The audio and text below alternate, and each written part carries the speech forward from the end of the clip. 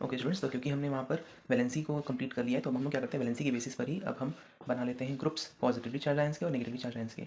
तो यानी कि कैटायंस और एनायंस के। तो ये कैटायंस ले लेते हैं और इधर लेते हैं एनायंस। कैटायंस क्या होते हैं? पॉजिटिवली चार्ज आयंस होते हैं जो इलेक्ट्रॉन डोनेट करते हैं। एनायंस क्या होते हैं? नेगेटिवली चार्ज आयंस होते हैं। कैट हमेशा पॉजिटिव होती है, ठीक है। अब देखिए, ये जो इलेक्ट्रॉन डोनेट करने वाले हैं वो कितने इलेक्ट्रॉन डोनेट कर सकते हैं? या तो एक, या तो दो, या फिर तीन इलेक्ट्रॉन डोनेट करते हैं तो उनके पास पॉजिटिव चार्ज आता है, क्योंकि इलेक्ट्रॉन खुद नेगेटिवली चार्ज है। तो नेगेटिव देंगे तो खुद क्या बनेगा? पॉजिटिव। और जब कोई इलेक्ट्रॉन गेन करता है तो उसका आएगा या तो -1 या फिर -2 या फिर -3। तो चलिए अब इनमें कौन कौन है वो एक बार देख लेते हैं। तो पहले बात करते हैं +1 वाले की। तो इसमें अपना आता है हाइड्रोजन, और उसमें पीरियोडिक टेबल में हमने लर्न किया था है ली ना की रब से फरियाद।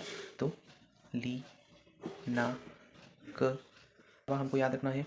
सिल्वर के ऊपर भी 1 पॉजिटिव चार्ज रहता है, कॉपर के ऊपर 1 पॉजिटिव चार्ज रहता है, लेकिन कॉपर जो है वो डी ब्लॉक को बिलोंग करता है और डी ब्लॉक वाले वेरिएबल वैलेंसी शो करते हैं। तो जब कॉपर के ऊपर +1 चार्ज आएगा तो उसको हम नाम देंगे क्यूप्रस। ओके, तो ये अपने हो गए +1 चार्ज वाले। अब आते हैं +2 चार्ज वाले में। तो इसमें कौन कौन रहेगा अपना? इसमें अपना सेकंड ग्रुप के एलिमेंट्स आ जाएंगे। कौन कौन होते हैं उसमें? बेटा मांगे कार, स्कूटर बाप राजी। तो beryllium 2+, magnesium 2+, calcium 2+, barium 2+।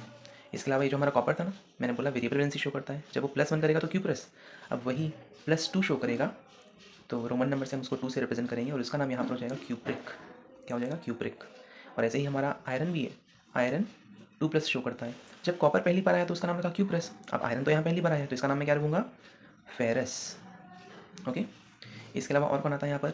Zn2+ भी आता है, लेड भी आता है, हमारा आता है मर्क्यूरी, ये भी Hg2+ बनाता है। ओके, अब आते हैं +3 पर। तो +3 में कौन रहेंगे? +3 वाले में नेक्स्ट जो ग्रुप है वो है बोरॉन, एल्यूमिनियम, गैलियम, है ना। इसका ग्रुप का नाम कैसे याद रखा था आपने? बैगन आलू गाजर इनथेला। अगर आपने वाला वीडियो नहीं देखा है तो आप उसको जाकर मेरे चैनल पे देख सकते हैं। पीरियोडिक टेबल के पूरे एलिमेंट्स को हम कैसे ट्रिक से याद कर सकते हैं। ओके, तो ये अपने 3+ वाले हो गए। 3+ में एक और होगा। देखिए यहाँ पर आयरन क्या था? Fe2+ करके था, तो वो तो वेरिएबल वैलेंसी शो करता है, कभी 2 और कभी 3। तो जब Fe3+ शो करेगा, रोमन नंबर में मैं यहाँ पर बटन में 3 लिखूँगा और उसका नाम मैं लिख दूँगा फेरिक, है ना। देखिए बिल्कुल कॉपर के जैसे है। जब कॉपर पहली बार आया तो क्यूप्रस, दूसरी बार आया तो क्यूप्रिक। आयरन पहली बार आया तो फेरस, दूसरी बार आया तो फेरिक। ओके, तो यहाँ पर अपना केटायन कंप्लीट होता है ना। +1 +2 +3। अब एनायंस में आ जाते हैं भाई। चलो, तो एनायंस में -1 चार्ज वाले कौन कौन है? तो यहाँ पर अपने आ जाएंगे हेलोजेंस। हेलोजेंस के साथ साथ हमारा हाइड्रोजन भी है। हाइड्रोजन थोड़ा सा अलग बिहेवियर शो करता है। वो कभी इलेक्ट्रॉन डोनेट करता है और वो एक्सेप्ट भी कर सकता है, यानी कि वो H+ भी बनाता है और H-, और इस केस में मैं इसका नाम रखूँगा हाइड्राइड। और अब जो अपने हेलोजन वाले ग्रुप हैं उसमें कौन कौन रहता है? उसमें रहते हैं फ्लोरीन, क्लोरीन, ब्रोमीन, आयोडीन। फिर कल बाहर आई आंटी करके हमने हेलोजन के ग्रुप को याद किया है ना। तो ये अपने हो गए क्या? 1- चार्ज वाले। अब आते हैं 2- वाले में। तो इसमें सिर्फ 2 ही याद रखना है हमको, ऑक्सीजन और सल्फर। ओल्ड स्टाइल से टीपो करके हमने इस ग्रुप का नाम याद रखा था। तो इन सभी ग्रुप मेंबर्स का जो वैलेंसी हो क्या होगा? 2- होगा। फिर 3- वाले में आ जाते हैं। तो इसमें कौन रहेंगे अपने? इसमें रहेंगे New Zealand, Pakistan. New Zealand, Pakistan, Australia सब बीके, यानी कि ये कौन कौन है? नाइट्रोजन और फॉस्फोरस, ठीक है। तो ये अपने हो गए केटायंस और एनायंस। इसके अलावा कुछ पॉली एटॉमिक आयंस हैं, वो भी हमको याद रखना है। पॉली एटॉमिक आयंस, और इसमें सबसे इंपॉर्टेंट है NSP। ये NSP क्या है और इसी ऑर्डर में क्यों लिख रहे हैं? क्योंकि ये जो नाइट्रोजन ऑक्साइड्स के जो कंपाउंड है इनके ऊपर रहता है -1 चार्ज, सल्फर वाले के ऊपर रहता है -2 और फॉस्फोरस वाले के ऊपर रहता है -3। 1 2 3, इसलिए हमने NSP करके याद रखा है। अब इसको कैसे लिखेंगे? देखो, ये अपने पास 2 होंगे, NO2- और NO3-। फिर S वाला होगा SO3 2- SO4 2-। फिर ये होगा अपना PO3 3- और PO4 4-। अब ऐसे 2 क्यों किए? क्योंकि ये वाले हैं अपने ITE वाले। आइट मतलब ये क्या है? ये है नाइट्राइट, सल्फाइट, फॉस्फाइट। और नीचे वाले जब आएंगे तो इसका नाम हो जाएगा 8, यानी हो जाएगा नाइट्रेट, सल्फेट, फॉस्फेट। एक चीज़ छूट गया बताना।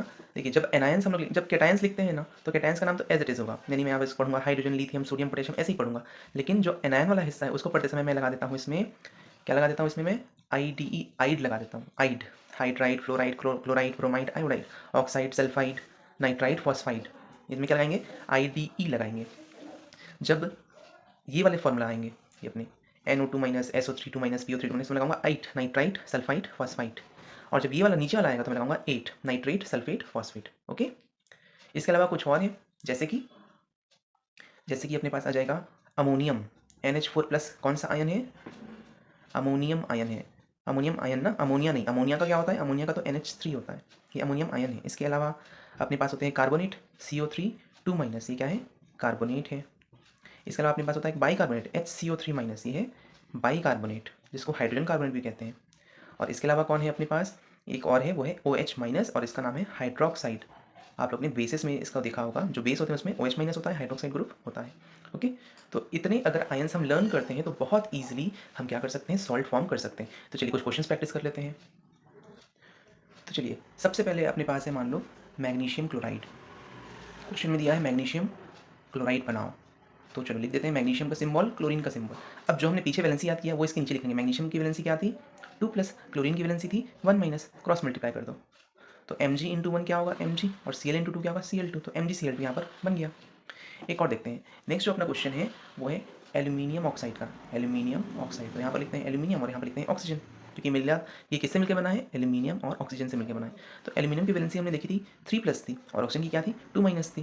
तो मुझे तो न्यूट्रल बनाना है ना, अपने एलिमेंट को, अपने कंपाउंड को न्यूट्रल बनाना है, तो दोनों चार्जेस सेम होने चाहिए। तो क्या करूँगा, फिर से क्रॉस मल्टीप्लाई, तो इसका नाम क्या बन जाएगा Al2O3। ठीक है, चलिए एक और देखते हैं। अब है अपने पास हाइड्रोजन सल्फाइड, हाइड्रोजन सल्फाइड।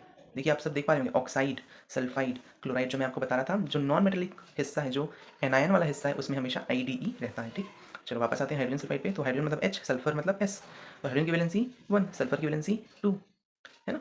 तो इसमें क्या करेंगे, क्रॉस मल्टीप्लाई कर देंगे, तो इसका फॉर्मूला जाएगा H2S, हाइड्रोजन सल्फाइड। नेक्स्ट पर आते हैं अब हम नंबर 4 पे, सोडियम क्लोराइड है नेक्स्ट क्वेश्चन। तो सोडियम Na और क्लोरीन का Cl, सोडियम के ऊपर +1 चार्ज, क्लोरीन के ऊपर -1 चार्ज। जब दोनों चार्जेस सेम है तो ऑलरेडी ये बैलेंस्ड है, तो इसमें कुछ भी क्रॉस मल्टीप्लाई करने की जरूरत नहीं है, सीधा सीधा इसका आंसर आएगा NaCl। ठीक है, ऐसे ही और करते हैं। मान लो अब क्या आता है अपने पास, मैग्नीशियम ऑक्साइड आ जाता है। तो मैग्नीशियम और ऑक्सीजन, मैग्नीशियम की वैलेंसी +2 और ऑक्सीजन की -2।